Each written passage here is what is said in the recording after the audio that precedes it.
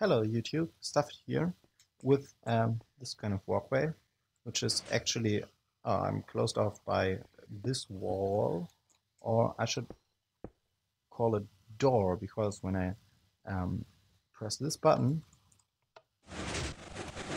it opens like a fancy piston door, and it also has a little bridge here. And what is happening here? Well, you see something that looks like a really quick piston door. Well, it is a piston door, kind of, but it doesn't only use pistons and survival stuff, but it uses command blocks. And that's the reason why it is so fast.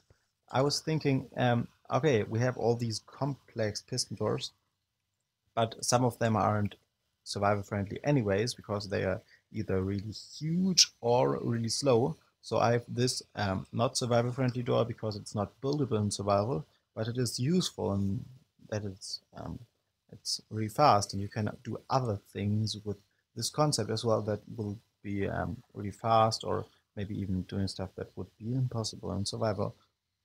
What I'm actually just doing here is I'm moving all these blocks with pistons. You can't even see the pistons in this case, but you can see the moving animations. Pistons are simply the easiest way to get a moving animation in a block. I used falling sand before and other stuff, but pistons are the easiest way, definitely, and the intended way. I clone a piston like this one, extend piston over here without that redstone block, and it will immediately retract this block. And 3 ticks afterwards, I can do the same thing again, and thus get some animation that is looking like this. And if you hide all the pistons, it looks really nice. I believe, at least I find it looks pretty nice. And the way I did it then on the door is I have a lot of these kind of blueprints. These pull the different parts of the door backwards, and this opens like the thing in the back to a one wide hole, which will then be cloned in like this and be retracting to some hole like that, and this will be retracting to a hole shaped like this. And then I will have a fully opened walkway like this one.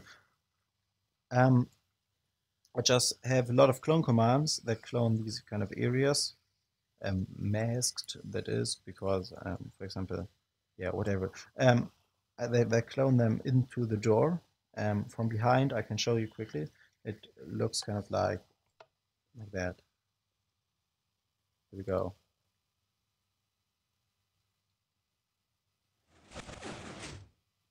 Yeah, that is the thing. That's what it looks like. I can show you again with like the walkway missing, at least in the beginning. Again, it will be constructed by the door, but I will set this to air to yeah, unwrap the whole thing and make it visible. So here we go, like that. Yep, that's everything that's happening. It's a lot, and thus there are a lot of command blocks here, but they are precisely timing everything.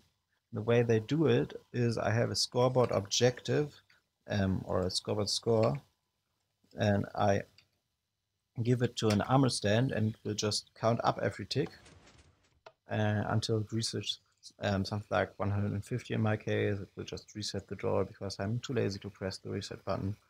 And I'm also too lazy to implement the closing mechanism, as you can see.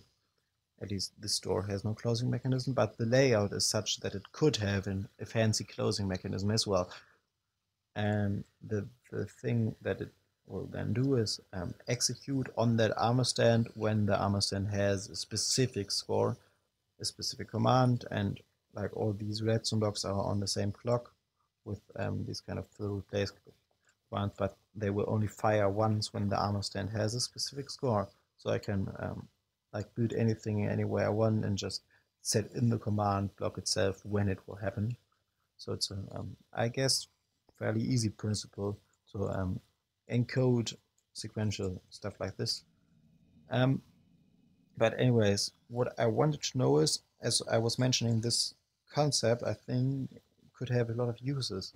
And if you guys would know of any really good use or nice thing you could build with this, which would be impossible or just way too slow with survival redstone methods, just paste it in the comments, and well, if it's a really good idea, I might do a video about it.